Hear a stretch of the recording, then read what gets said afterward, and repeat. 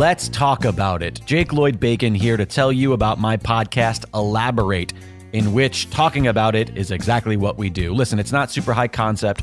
It's a talk show. I sit down with artists, actors, comics, and more, and I just try to connect. I try to explore the human condition, figure out why we are who we are, and how the hell we got here. It's a conversation. It's an interview. It's not exactly therapy, but it is often very therapeutic. So check it out. You might get something out of it. It's called Elaborate, and you can find it at elaboratepod.com or wherever you listen to podcasts.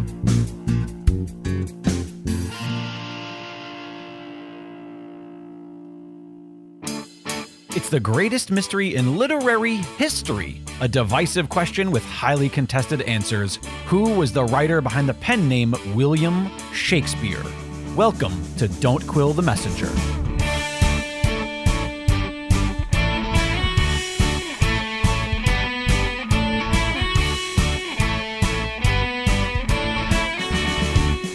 Here's your host, Steven Sable.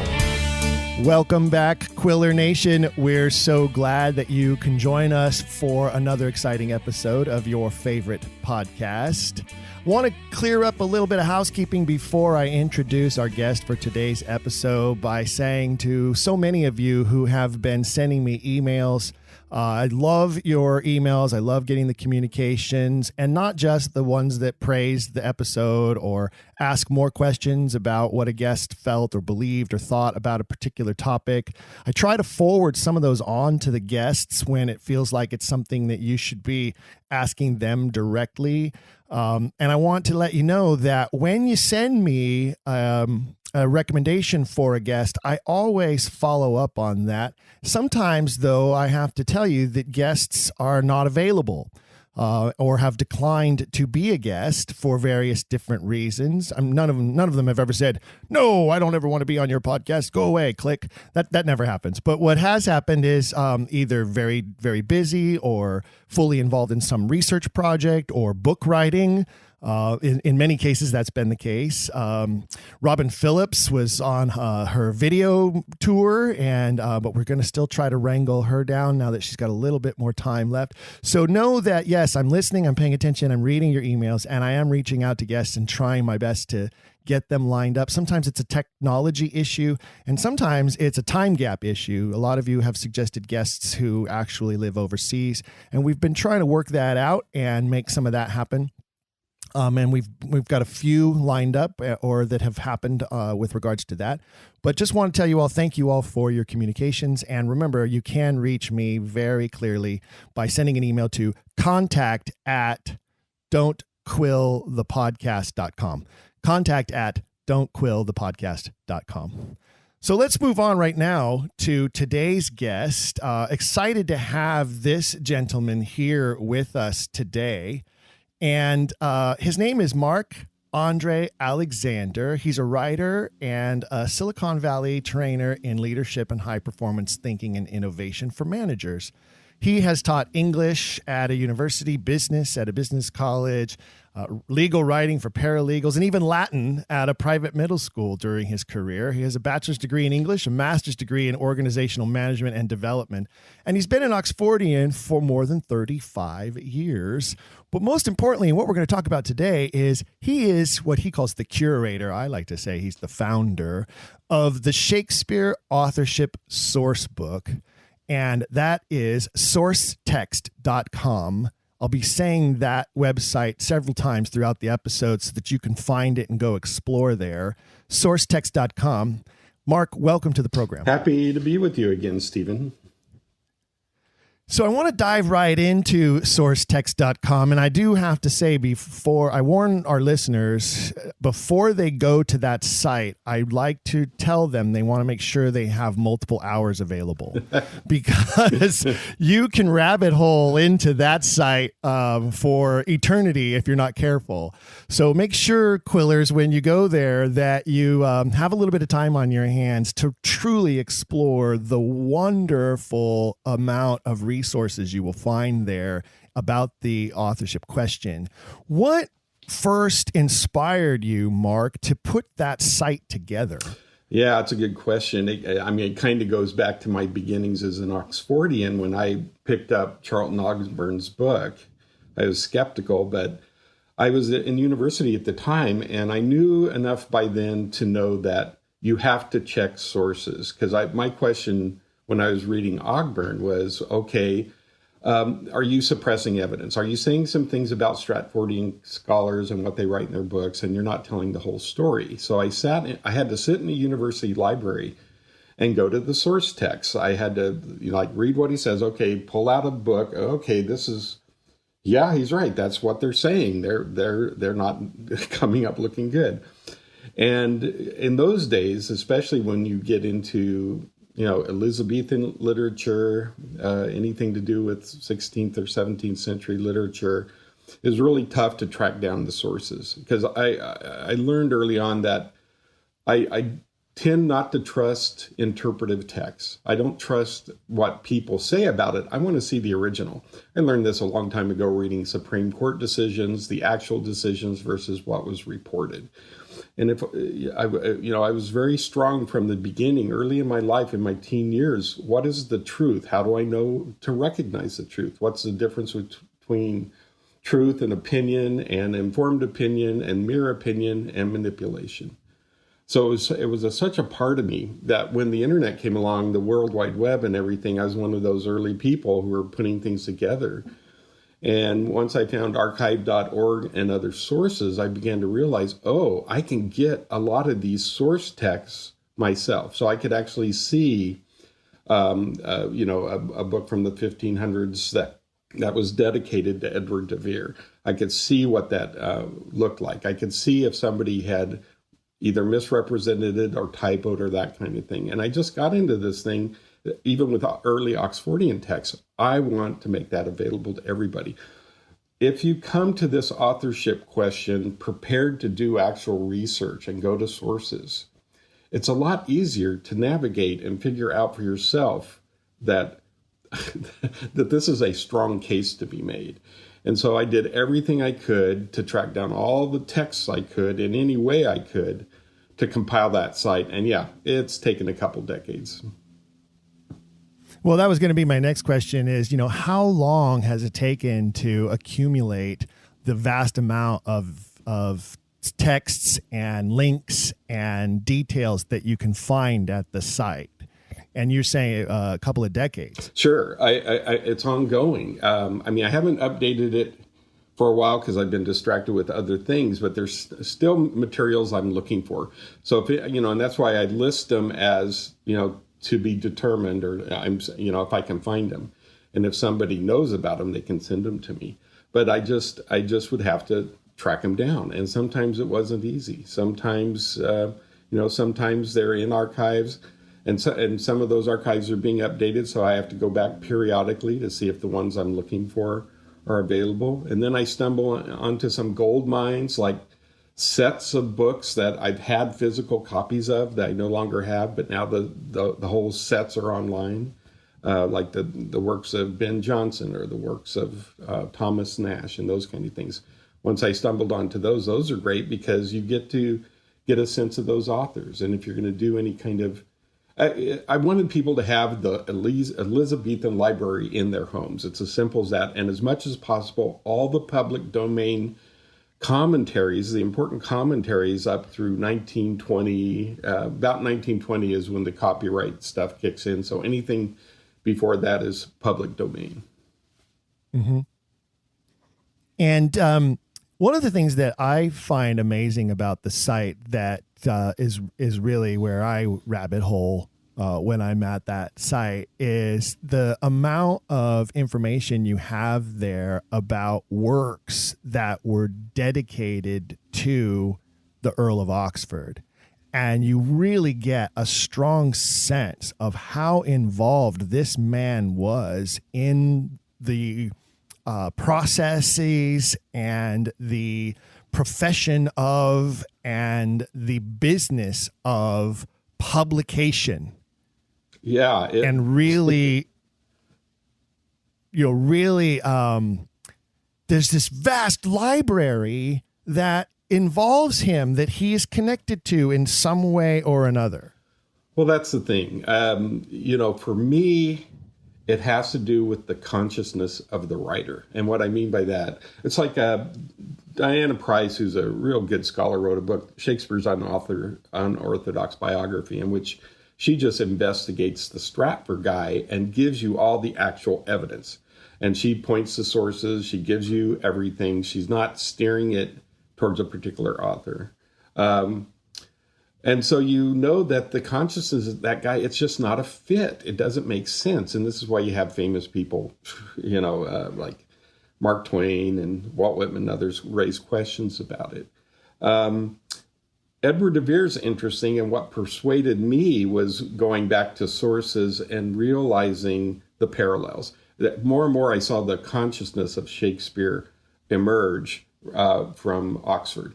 And part of that had to do with, one of the great writers on authorship issues was Sir George Greenwood, who was an English barrister, and I have all of his writings that I can get up so far on the site. And by the way, for anybody, you can download all that kind of stuff. There's no obligation whatsoever. Just download it, keep it separate. In case the site goes down, you'll have everything. Somebody else can create a new version of it if for any reason it were to go away. It's all. Well, that's a couple of other bullet points on my list for our conversation. And I'm glad you mentioned Greenwood, because that's another place where I completely rabbit holed on the site. Mm-hmm. And what a fascinating man. And not just him, but some of the other players that surrounded the formation of the Shakespeare Society, and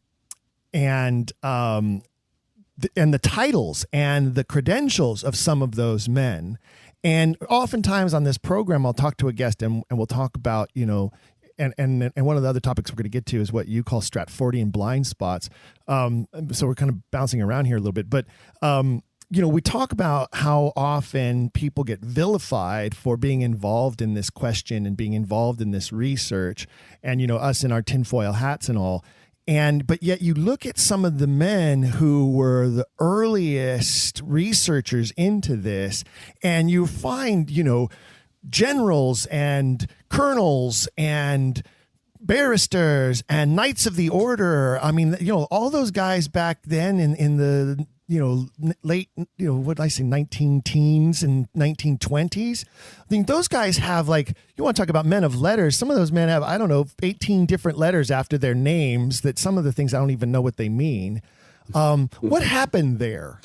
Well, George Greenwood is a perfect example. He wrote about,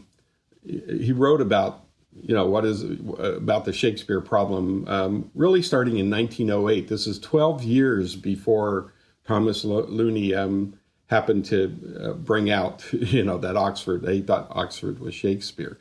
So, and what's great about Greenwood is that he's not saying who the author is. You really get a feeling that, I see there's a case for Bacon, but he's not really committed to it. So he's writing, like, let's look at the writings. Who is the guy? Who is this Shakespeare guy? Just based on the writings. And one of the angles he starts off with is Shakespeare's knowledge of law. And what happens is over from 1908 into, the early 1920s, he has this debate with other people about Shakespeare's knowledge of law. It's brilliant.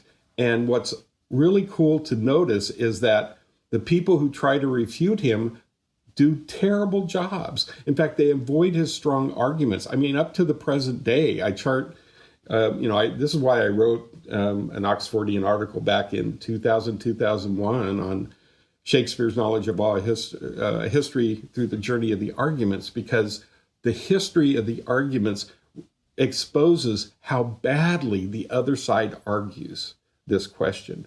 And for me, it was a way of taking a few pages of R. Ogburn where he talks about Shakespeare's knowledge of law, and he talks about Greenwood, and he says, people cross swords with Greenwood at their own peril, because he's the guy, he's the model of the objective person looking at the evidence and weighing better or worse arguments, not absolutely proven or absolutely disproven, better and worse. And I love that kind of thinking, because this is how you approach any truly scholarly endeavor to uncover the truth. It's a forensic activity. It's one that good lawyers are obviously really good at. As a barrister, he was excellent at it, and nobody could match what he was doing. In fact, it's just so obvious that book after book after book, other people who are trying to refute him fail to even address his arguments because they know they can't. Yeah, well, he's a very fascinating player in the history of all of this. And for our listeners who haven't explored some of that early history of Oxfordianism or even the authorship question at the turn of the last century, your site is a great source to really dive into that and get some context of where we've been and where how we've come to where we are.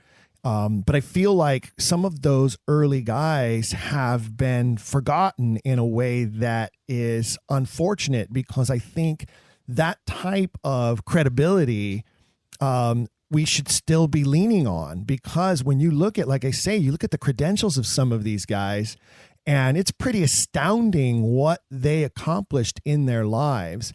And I think one of the interesting things too is it appears to me that during that time period, turn of that last century through the 1920s, that there was sort of a healthier debate going on, that it was not, these guys weren't looked upon as flat earthers or Holocaust deniers. I mean, obviously they couldn't be at that period in time, but you know what I mean? They were still highly respected men, and it was still respected to engage in this type of scholarly conversation and pursuit.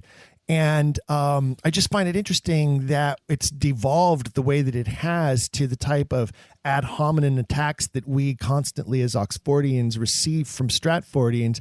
And not that they didn't get some, jars and jabs back then, but it seemed maybe it was just a different time where men were more gentlemanly. I don't know. What do you figure is the change that occurred there? Well, I think partly it was the internet. You have massive exposure to these arguments in ways. Before it was more in books or scholarly journals or that kind of things. It didn't really get to the masses, so to speak. Now it's out there. And now these people who I think in many or most cases are sincere because of the nature of blind spots, that this threatens them. And they have that you always... It's almost a given that anybody who is refusing to see the truth has to resort to ad hominem attacks, because it's a threat, and people kind of go into that fight or flight mode. It's a natural thing, and it's one of the things I've always been interested in. How does that happen? Because partly I was a trainer in that business school. My job. One of my jobs was to help new students transition from the worldly kind of ways they were, in business colleges. Often people never went to college, but they know Burger King isn't going to work, and they want to get into a business of some sort and have some kind of business career, even low level.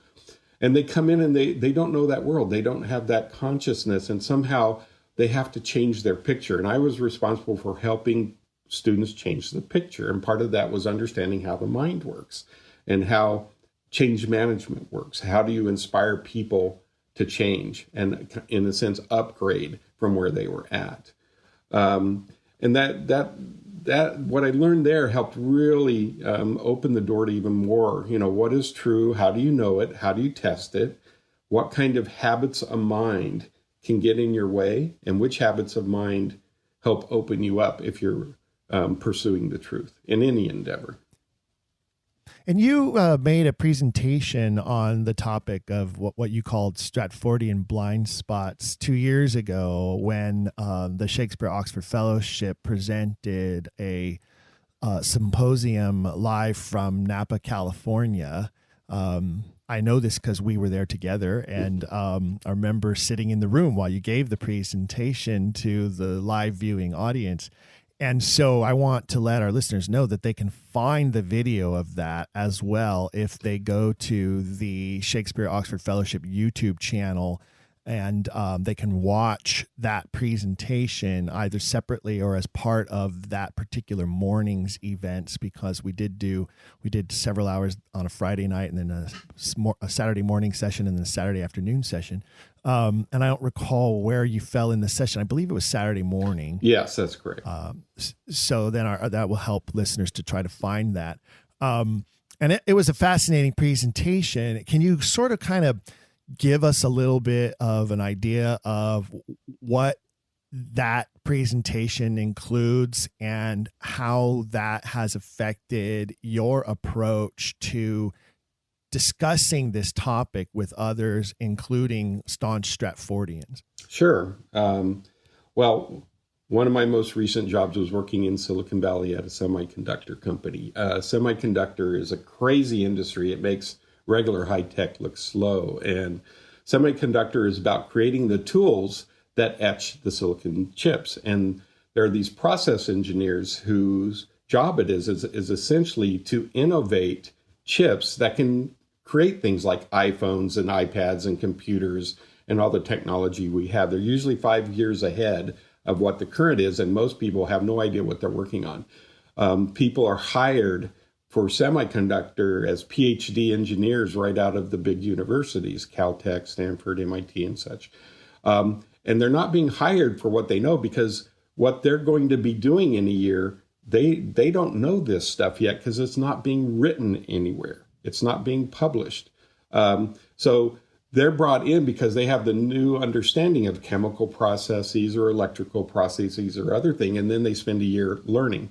This is an innovation environment, and one of my jobs was to help newly hired or newly promoted managers in engineering to help them understand how the mind works and creates blind spots to truth, and how to get out of these boxes that could keep them from innovating, from creating these powerful achievement teams where you set stretch goals they look impossible. And in fact, that's kind of the rule. You have to not know how you're going to get there, because nobody knew how an iPhone would work in the beginning. They just had a leader saying, do this. I don't know how you're going to do it. Figure it out. And they did. And I know people who still don't know how their iPhone works. They've owned one for years and they still don't know how it works. So, that's not uncommon. Yeah. So what this is all about is, and this was my master's work. It was in how what's called the adaptive unconscious works, and how you can rapidly learn how to change and grow. The mind has mechanisms that are designed to help us focus.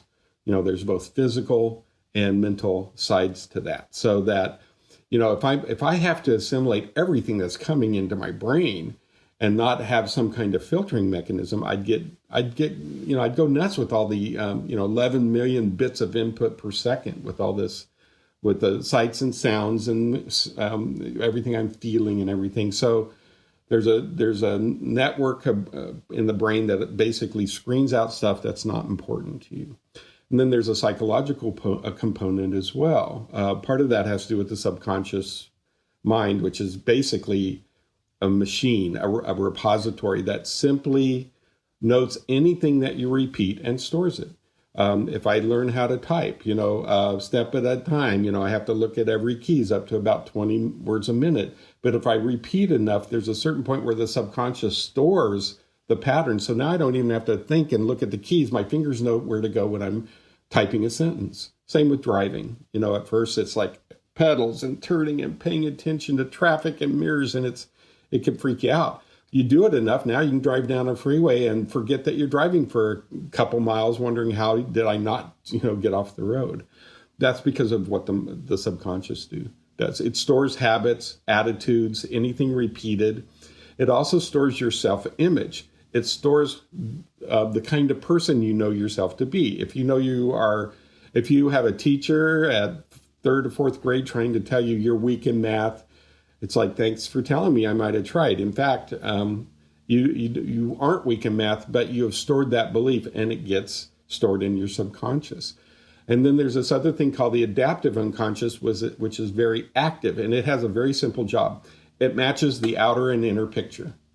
In other words, if I have a certain kind of picture of myself, I'm good at this, I'm bad at that, I have these attitudes, I look at the world this way, anything in my behavior outwardly that does not match that picture, the adaptive unconscious will go in and start trying to match. And what I mean by that, for example, is like if I know I'm bad at math and I take a math exam and I do incredibly well, I'm not going to think, oh, I'm good at math. The adaptive unconscious will tell me, oh, that's a mistake. And we have studies that demonstrate the next time I take a math test, the adaptive unconscious will make sure I answer things wrongly in order to match the outer and inner picture. I'm not good at math. Yep, there's proof. In other words, it corrects for the mistake of success. So What I'm trying to get across to engineers in this kind of thing is that you have blind spots. It's a natural part of the mind. And we're going to talk about those mechanisms. And I'll go through showing you how you can spot your own blind spots, because obviously if you have blind spots, how do you find them? There's a process for that.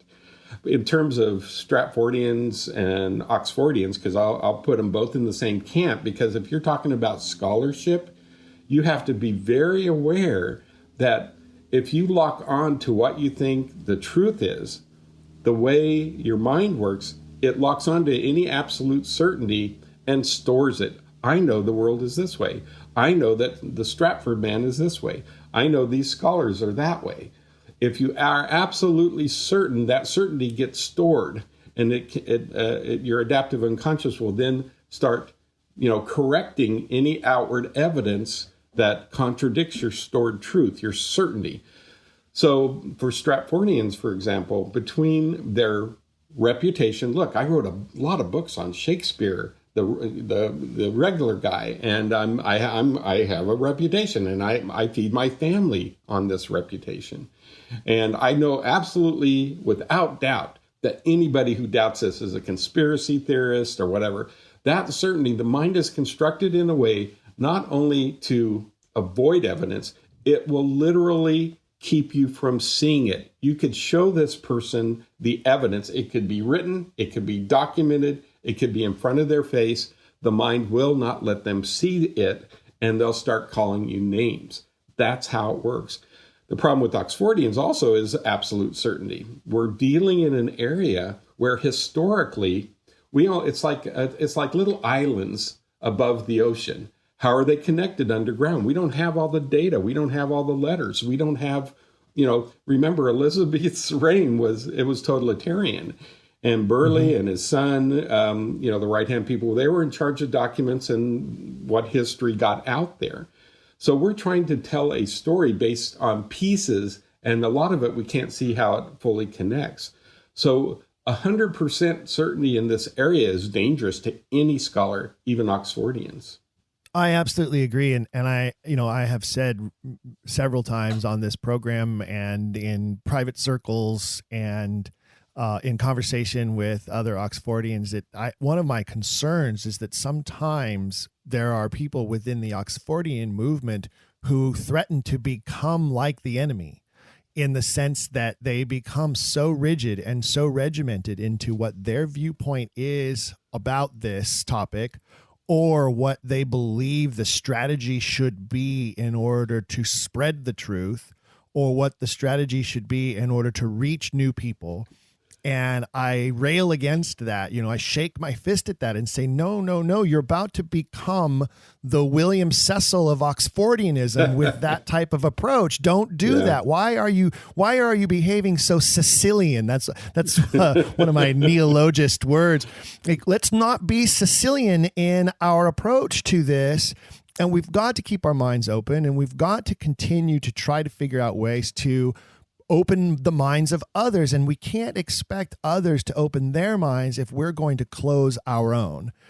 So I love that you point that out, because I think it is absolutely true. How do we overcome that, I think, is a giant and important question moving forward with Oxfordianism. Yeah, for me, the true scholars has both incredible passion, because you need that passion and drive to do the research and be excited about the discoveries. but you also need a level of detachment. And the first step is to look at your language and how you speak. I mean, in Silicon Valley, I've gotten so good at this. I could be in meetings, just listen to people talk, and their language reveals to me what their blind spots are. And then I can coach them. Same here. When people talk in absolute language, when they're saying, well, this is absolutely true. Well, is it? I mean, I'm at a point personally where I will go as far as 95% on almost everything, but no further, because you really don't know what you don't know. And you don't know, the way the mind works, remember, it will keep out things you don't value. If I devalue certain authorities, if I devalue certain well-meaning Stratfordians, if I devalue a certain topic, I mean, we obviously even have different views among Oxfordians about how to interpret these plays and poems. If you devalue these things, they don't get through. They just don't get through. You will not see the evidence. And so, first of all, it's just a big deal. Try to be objective as possible about everything. And one of the signs of a blind spot is when when somebody says something or presents something and a party goes, you have this twitchy kind of emotional reaction at a deep level. It's like, oh, and you don't even want to look at it. You don't even want to read the argument. That kind of feeling is a really good sign that you have a subconsciously buried thing that's being triggered by your adaptive unconscious. And I call that the Clouseau reaction. You're familiar with the Pink Panther movies, Peter Sellers? Yep. I call that the Clouseau reaction. I don't remember the name of his superior, but whenever Clouseau would walk into the room, he'd get that twitch in his eye and he couldn't handle it. Yeah, that's the reaction I think that some people get. And it's true on both sides of the coin. Stratfordians, of course, get that reaction whenever you even mention the Shakespeare authorship question. But there are Oxfordians who get that way when you even mention things like the PT theory or on the opposite end of it, bisexuality, or whatever the particular movement or belief system of that person happens to be. And I think that is just so dangerous to all of us to have, as you say, those absolutes in an area where we are explaining, and I believe that this is one of our strengths, that we don't know the truth. That's the point. The point is that there is a truth out there that needs to be found. And yes.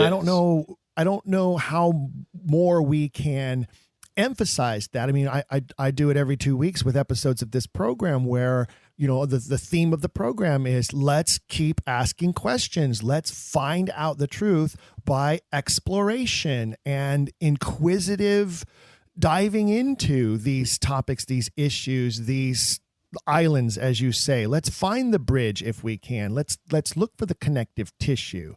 And let's not, as you say, devalue any of the plausible theories until we can find something that is more solidly true. Yeah, I mean, I think this is always a self-examination kind of thing. What blind spots do I have? And so my first recommendation is to, number one, get rid of absolute statements. If you note in your thinking or in your speaking any absolute statements, those are dangerous to you. The mind reacts to those in a very particular way and puts up blocks to the truth. And then the second thing is, if you find you get these kind of triggers, these Clouseau moments, the twitch, stop and ask yourself, okay, what am I reacting to and why? What your goal is to somehow resolve that immediate, almost subconscious emotional reaction so that you understand its source and you understand, I may be keeping myself from seeing the truth, because the truth becomes a threat to you in the way you look at the world, the reality, because the mind also stores how we think reality is, as well as your self-image. If I believe that, it's the kind of thing, I'm a bad person or something. True scholars, the real scholars, are cleansed of these kind of things. They're non-reactive. They're passionate, but they're non-reactive. And they try to track down in themselves the things that twitch us. So yeah, I mean, the multiple PT theories, there's an interesting range of things. And one of my things was always, okay, I know we may not know the exact truth. We know some minor truths, but what is the bigger story? And I've been wanting to have any story. Is there a story out there that has explanatory power and really seems to account for everything? These are tough to find, and this is why we're in this boat where we have competing theories. Simply because, is there going to be a smoking gun? I'd be shocked if anything really comes out at that level. I think a lot of that kind of evidence has been destroyed. But do we have a stronger argument overall than the Stratfordians? Absolutely. For me, I've come across a couple things where I said, "Whoa, that explains quite a lot."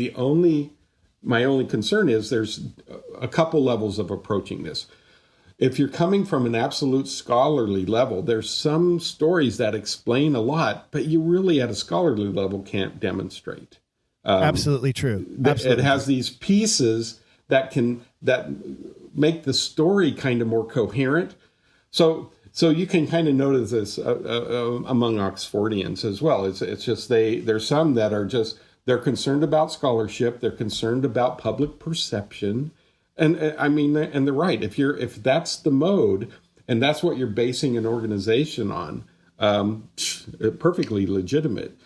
But there's also a need to recognize that there are non-scholarly stories that tell a lot and can be incredibly illuminating. And even though you can make a strong argument, again, up to maybe 80, 85, 90%, but even those are not 100%.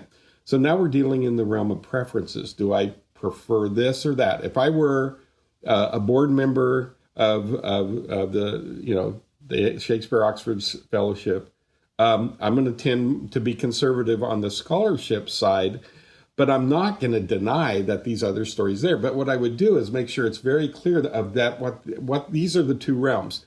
This is what we know, and we're very confident of.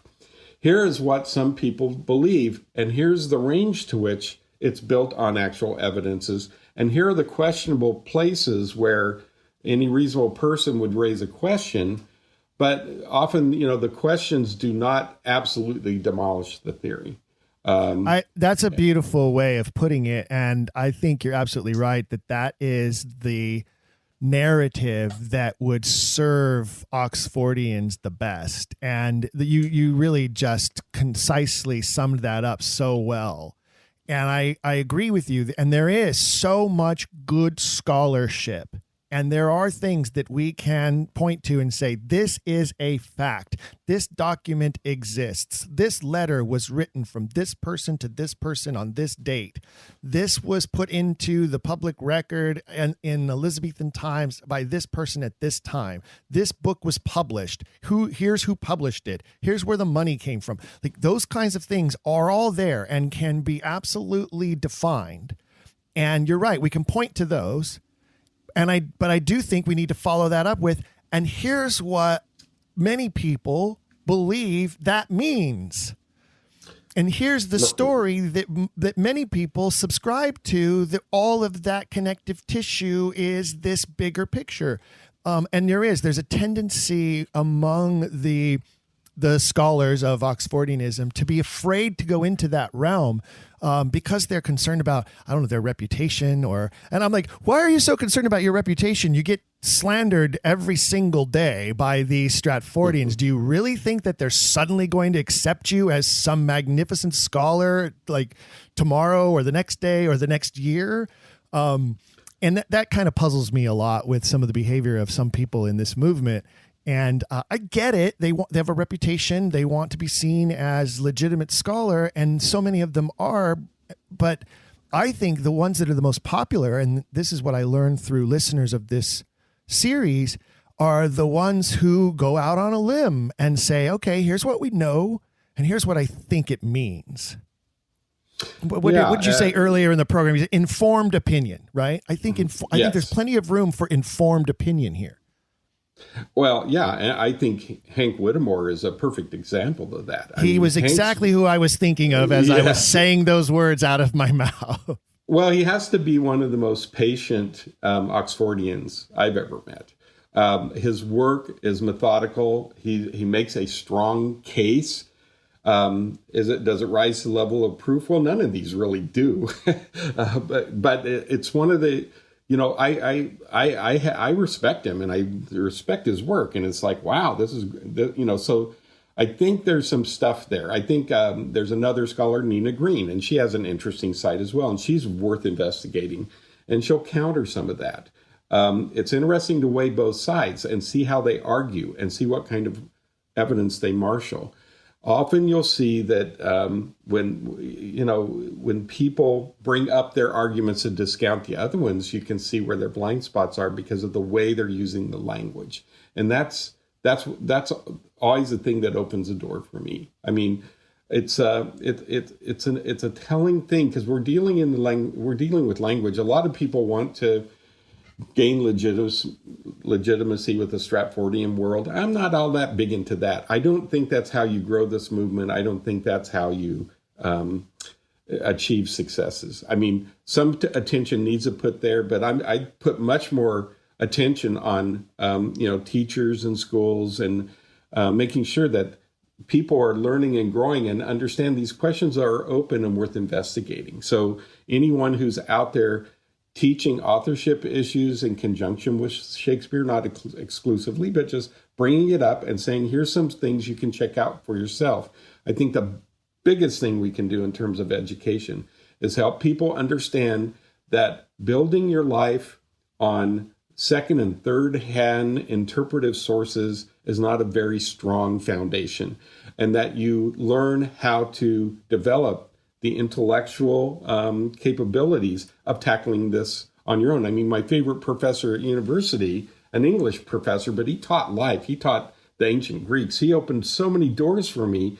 And all he said in his graduate seminars is, don't bother with secondary sources. You can read Aristotle's rhetoric directly or Plato directly, and you can figure this out. And when I avoided secondary sources and I started reading these things, it was incredible because there was a certain point. I remember this revelation I had in classical rhetoric, graduate seminar, with Aristotle's rhetoric as the foundational, the core text. At first it was really hard because it's lecture notes and it's very mental, and it's easy to look at that hard stuff as something that's limiting. But there was a certain point where I had this incredible, it was a breakthrough experience. It was something where I went, oh my God, aha, I see it, where his structure, which appeared limiting, was actually freeing, and it helped open doors to understanding that was incredibly powerful. And that would never have happened if I'm just reading other people's interpretations of Aristotle. And that cascaded into Jane Austen, it cascaded into everything I did, even with Ogburn, because when I'm reading Ogburn's book in that library, that university library, he's the authority. He's saying these things, but at least I can go pull out books and check what he's saying and seeing if there's something he's not telling me that mitigates what he's saying. Time and again, I found out Ogburn is one of the best writers, and that 900-page tome, I guess it's huge. It's one of the greatest mystery novels I've ever read. And you're talking about the mysterious William Shakespeare. Yeah, myth versus reality. Yeah, absolutely core for anybody. I'm staring at it right now as we speak. It's on the shelf of my Oxfordian library, looking right at me. And you're right; it is one of those key books that Oxfordians need to have. And I always try to advise listeners on which books they should go out and get, which books they need to be reading, and finding in their library to further explore this. One of the great privileges I have, Mark, as the host of this series for almost 3 years now, is I have a unique exposure to more new Oxfordians than most people have. I am in contact with people who have found this question, found this mystery, some of them even just within the last several months through listening to this podcast series. And definitely over the last 3 years, the listenership that we have been growing and building is, brand new skeptics. And I can tell you, when I receive emails from them or I have conversations with them, you find that there are particular areas that intrigue them the most. One of those areas happens to be the multiple PT theories. That's a huge thing for newcomers to this movement. One of the things that you learn is that scholarship is not quite so important to them. Like they're actually more compelled to maybe even read historical fiction than to actually go read a scholar's report on a topic or the research that they've done. It takes a special kind of a mind to want to dive into sources and footnotes and all of that. And if you're not structured that way, and you only have a certain amount of time every day, but you're intrigued by this, you're probably more likely to want to go read a more compelling, more interesting book than you are to want to go read some scholarly report or research paper, Right. And I think we need to embrace that. One of the problems that I think we have is, that we're in this place as an organization where there's an old guard, new guard kind of a transition happening. And the new people coming in don't know people like you with 35 years into this. And so they're Mark Alexander who? Well, we're introducing you to them right now through this series, and hopefully they'll go to sourcetext.com and hopefully they'll discover more about you and what you've contributed to the movement. But I think there are certain people in the movement who are afraid of the newcomers coming in, not recognizing that 30-year commitment and contribution that they have made. And it threatens them to some degree. Well, nobody will know who I am. My legacy will be forgotten. And I think that's a frightening place for some people, and it creates those blind spots that you're talking about. Well, that's not a threat for me. Everything I produce, anybody can steal. I'm all for us sharing information to move this forward. I think it's a really, I don't see the value of building my reputation on my Oxfordian writings. I want to explore things. If I make discoveries, I want to share them freely, because one of the things you discover about high performance teams, especially in high tech and in semiconductor, is there's no ownership of the information. It's like jazz. For those of you who know jazz, I mean, it's like I remember at Alice Tully Hall many years ago, a woman bought tickets to a tribute to Thelonious Monk. And I didn't understand jazz. I was a classical trained pianist. I loved rock and roll and stuff. Well, we went in to see this tribute, and I remember there was a guy named Joe Henderson playing saxophone, an alto saxophone. And he's just playing, and he's just riffing, and he's just going. And there was a point where it was like time stopped. I'm suddenly in the moment, and it felt like a flame on the end of a candle just sparking and stuff. And suddenly I got it. There's this experience that's shared in the moment that's outside of time and mind and identity. That's an absolute joy. And high performance teams can do the same thing if they give themselves up. They give themselves up to the research. They give themselves up to sharing everything, because I'm on that team. I don't know what you know until you share it. And once you share it, it may spark something I know or that this other person knows. So together we achieve a vision of something that none of us could get there on our own. And that's the thing. Anybody, any Oxfordian who thinks they're going to have the key to the treasure house, that's not how it works, I don't think. I think it comes through sharing. It comes through teamwork. And I try to model as much as possible. That's why everything on SourceText, take it. I did all this work, not because, I don't even know how much my name is on the site. It's like, it's just, this is right. It's not about me. It's right. About the research. It's about this story. It's about honoring this incredible man who has one of simply the greatest stories in history, the biography that transcends biographies as far as I can tell. This is an exciting adventure we're on. And the more we can be a team and let go of our personal fiefdoms, the better. So you're not personally concerned about your personal legacy as an Oxfordian scholar or as an Oxfordian contributor or as a historical mover or shaker in the movement, and the reverence that you should be receiving from new members as they come into the movement. That's not a thing for you? Everything I've ever done for the Oxfordian movement, as far as I'm concerned, is public domain, and you can take it and you can quote me, and you don't even have to source my name. It doesn't matter that I wrote it. Look, I'm standing on the shoulders of others.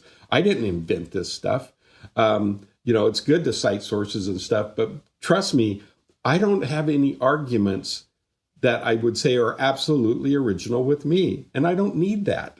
I don't care. Take this stuff. Do what you want. You don't even, I often get permission. Oh, this presentation you put on the 25 coincidences between Oxford and Shakespeare. Could I use this? It's all yours. Take it. Don't even talk about me. Anything that helps you make the case to anybody in any format and any time, take it. If I write a book on Shakespeare and Oxford, take anything I wrote there. You don't need to quote me. I don't care. See, I love that attitude, and I think that that's the attitude that we all need to have. This isn't about my legacy, your legacy. It isn't about the history of the movement in that sense. It's about Oxford's legacy. It's about bringing justice to him. And I agree, anything in any way that we can to inspire people to look into this, to be interested in this, to dig a little deeper, to find their own truth about it, I think is the way that we need to go. That's the type of grassroots movement that I think we've been missing for so long. And I don't have a concern about the next generation of Oxfordians knowing who Stephen Sable is or what Stephen Sable happened to contribute to the, what have I contributed? I've contributed 60 something episodes of this program. And if that helps, and it seems to have helped, then great, awesome. And if continuing the program continues to bring new names, new faces to the movement, excellent. If it's something that a younger generation is more interested in than reading a book, is listening to a podcast, then great. Through the podcast, maybe we can convince them to pick up a book or two. If we can push them to video, because we're in a video generation, it's a visual generation, then let's push them to our videos. Yeah. If we can get them to go to a website and do a little rabbit holing, fantastic. Which leads me to one of the bullet point questions that I have here in my notes for you, which is, and you're still a young man, so it's not that I'm like wishing you into the grave or anything, but what happens if you disappear? What happens to this site if you disappear? Is there a plan? Is there a person who knows passwords and codes, or who will obtain ownership of it or can keep it going? Because, there would be a fear that this magnificent source, this website, and I'll repeat it again, sourcetext.com, fellow Quillers, sourcetext.com. What happens to sourcetext.com if something happens to you? Well, that's why I say, go in there right now and download everything. I've given everybody permission to take it. Save the web page. Save all the materials. And reconstruct it on your own. There's nothing there that you can't have. Like I say, someday it may be gone. I expect to be around at least 20 more years, and I'm paying for that site to be around, beyond me. But at a certain point, death's word of my death is greatly exaggerated, but it's going to come sometime. Nobody's getting out of this world alive. Okay. Or everybody is. Who knows what the real story is? The point is, anybody can have that stuff. And all you have to do is save the web page and download all the pieces. It may take you some time because I did a lot of work, but download all that stuff.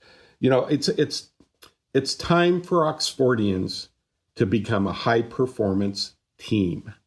Don't rely on individuals. Make it available, all available. Take it all, share, and work together so that other people, especially these young up-and-comers, because in semiconductor, it's the people coming up who have things that you don't know about, who will see something that we're blind to.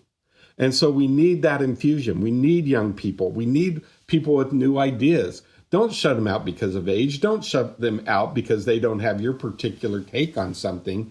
These are the people that will be able to see evidence and see truths that we've kind of habituated ourselves out of seeing.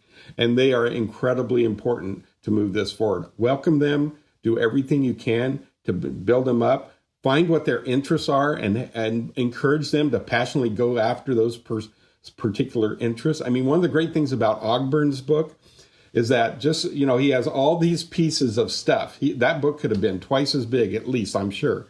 And I just took like Shakespeare's Knowledge of Law, a few pages there, and I turned it into a 30,000 word article because of my research. Well, he has so many topics in there that you can go down and build something and explore and expand out and demonstrate to the world that there's more to this than meets the eye. And anybody who wants to delve in deeper, there's a way to go.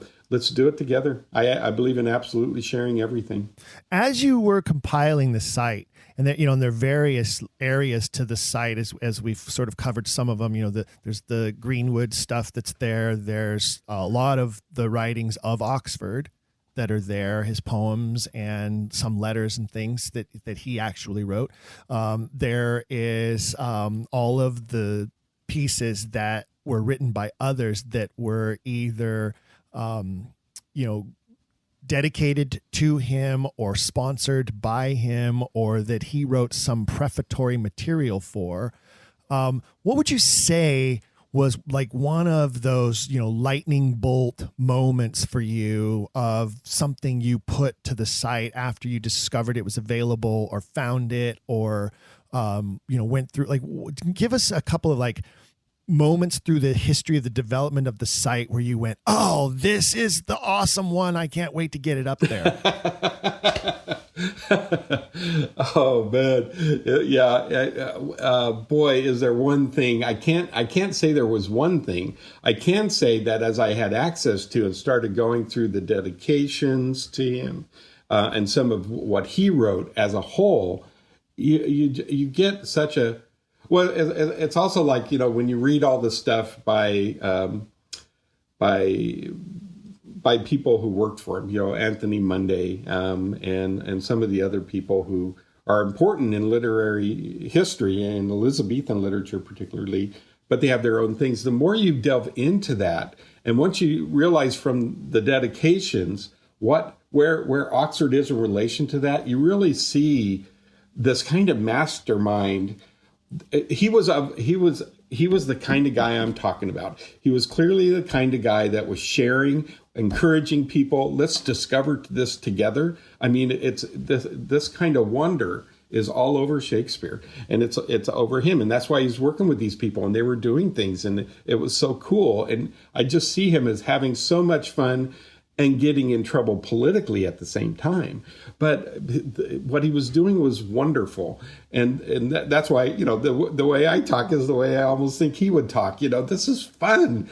We're having a blast. He doesn't, the humor of Shakespeare and the tragedy combines, and he's not above, doing both at the same time. The wordplay was not just Elizabethan. It was, but it wasn't. He took it to the nth degree. And he and his fellows played. They played. And boy, I'd like to see more of that among Oxfordians. And I hope that my site contributes to that in some way, because, there's massive amounts of material. And it's the kind of thing, there's gold nuggets everywhere. There may be gold nuggets for you or somebody else that I already knew, so it's no longer a gold nugget, but you're going to hit something and you're going, oh my God. And you get this greater insight into the mind, soul, and character of De Vere. One of the most fascinating characters. I agree wholeheartedly. And that's the way I see him in my mind's eye as well. And because he certainly was also a fellow artist. And I look at it from an artist's point of view as a theater producer, director, and actor. And having worked in collaborative settings like that for most of my entire life, you can think about people like Munday and Lilly and Fletcher and Oxford all in the same room together, maybe even Marlowe. Like you could just see these guys at the Blackfriars sitting around together, drinking, Malmsey wine or cheap ale or whatever it is that they happen to get their hands on, and coming up with some of these characters for some of these plays and writing some of these scenes and laughing their asses off as they come up with some jokes, and somebody throws a little quip here and a one-liner there and an improvisational moment here, and just having a blast. And then also talking about, oh my God, we got to put this in. Oh, that's going to curl Christopher Hatton's teeth when he watches this performance at such and such palace that we're preparing for a month from now, or whatever it is. Oh, that one's going to bristle the queen's hair. We better be careful. I don't know if we should put that in. We should maybe rewrite that. That kind of a thing. If that wasn't happening, then I'm crazy. Then I just can't believe any of it. Yeah, that's right. No, I'm with you every step of the way. And I'd like to see more Oxfordians be like that. We're here to play. We're here to share. We're here to be a team. We're here to move this forward. And, my name doesn't have to be on any of it. I think that's the type of thing that will help us bring newer, younger members to this movement. I think it's the type of thing that will help intrigue high school students, college students, to have that narrative, to explain to them that this isn't just this, stuffy old white guy aristocrat. This is, the king of aberrant behavior and subversive literature. And I think if we can continue to establish a story, as you say, that ties these pieces of scholarship together in this more intriguing way, I think then we suddenly find a whole new generation who will completely dismiss the Stratfordian narrative, because they'll realize that not only does it not make any sense, but it also isn't real to life and to how human beings actually behave and do things and work. Yep. Yeah, I strongly believe every student, no matter what age, find those teachers that teach you how to think, not what to think. Find those teachers that won't tell you what they believe. They will offer both sides or third sides, or say, read different things. What do you think? And then we have a conversation about it. My favorite professor, and this happened in a Jane Austen Bronte seminar, he would always have questions, and we students were there, we graduate students, just talking about them, very questioning. And one was, does Darcy's character change from the beginning of the book towards the end? And we were having this argument, some saying, no, he's consistent. And then this one woman from another country, she says, I think it does change. And she talks about how in the beginning he said, Darcy says something about, any savage can dance. And then she contrasts that with some things later and say, no, this would not really be the same person. And the professor said, huh. And we looked at him because he almost never talks unless we're just get really on. He goes, I did my dissertation on this question and I just learned that I was wrong. I loved him for that. That taught me, that changed me in such specific ways that no matter what I think I know or invest in, he was the kind of teacher that would not tell us what he thought. He let us argue because he was there hoping to learn something new, to see a new point of view. And not only that, he did learn something and it changed his understanding of his own dissertation. These are the type of teachers, these are the type of Oxfordians, these are the type of scholars we need in our life. I agree with that wholeheartedly. I that's an astounding story and a magnificent way to summarize what that position should be and needs to be. And I think that the listeners who are listening, the members of the Quiller Nation, I think that for the most part, the great majority of them agree with you as well and believe that as well. And it's why they come to this program every 2 weeks to listen to my ramblings and the scholarly and brilliant things that my guests have to say.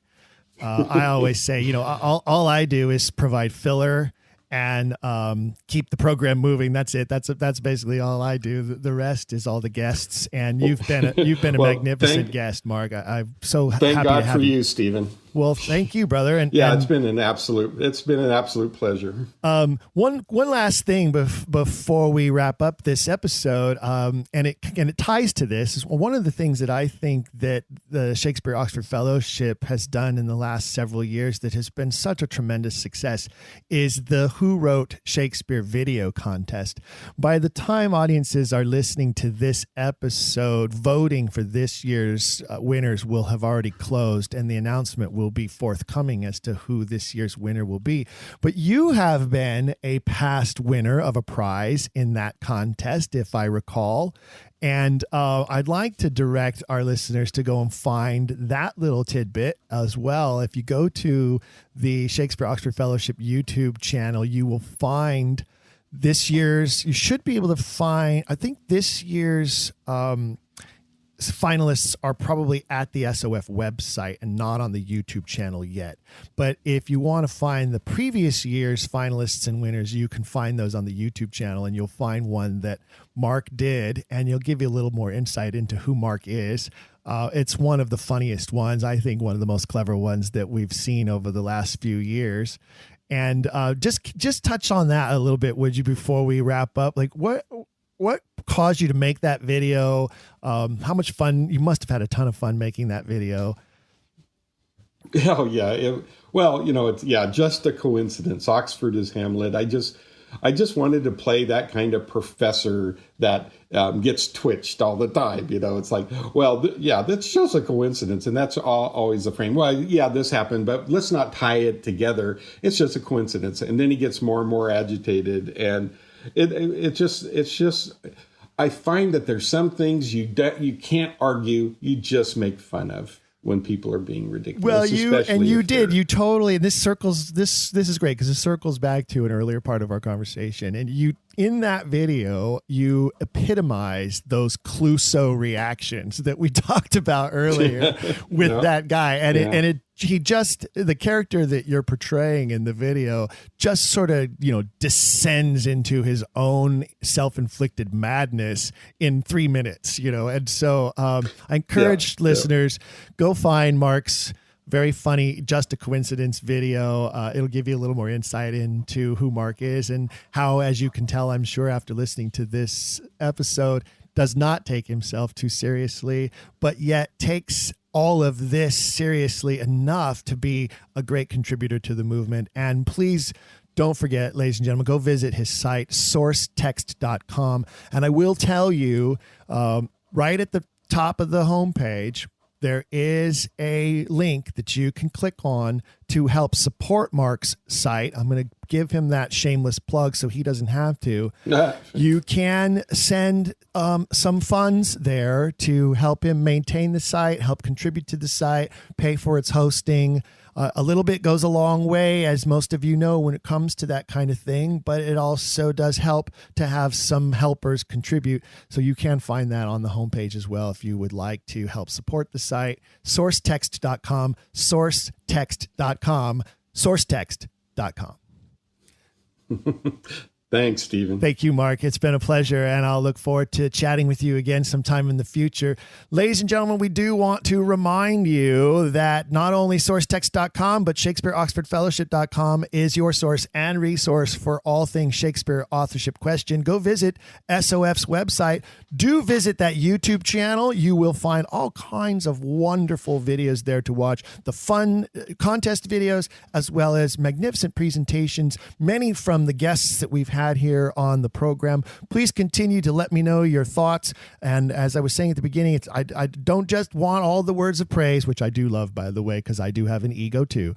But I also love the criticisms, and I love the suggestions, and I love the recommendations on guests or what guests I should bring back. And so please go ahead and write to me, contact@don'tquillthepodcast.com, contact@don'tquillthepodcast.com. Write me a note, write me a message, even if it's to tell me that I'm crazy or I interrupted the guest too often or my theories are unfounded or my jokes are stupid or whatever it is you want to let me know. Please write to me at contact@don'tquillthepodcast.com. We love to hear from you. And as always, fellow Quillers, keep asking questions. If you've enjoyed today's episode, please leave a rating and review in your podcast player. For even more, visit our website, don'tquillthepodcast.com. There you can find official merchandise in our shop, as well as a link to our Patreon. This show is made possible by people like you.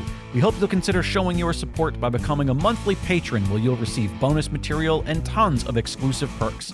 You can also join in the conversation on our Discord and by following us at Don't Quill the Pod on all social media. All of this can be found at don'tquillthepodcast.com, don'tquillthepodcast.com.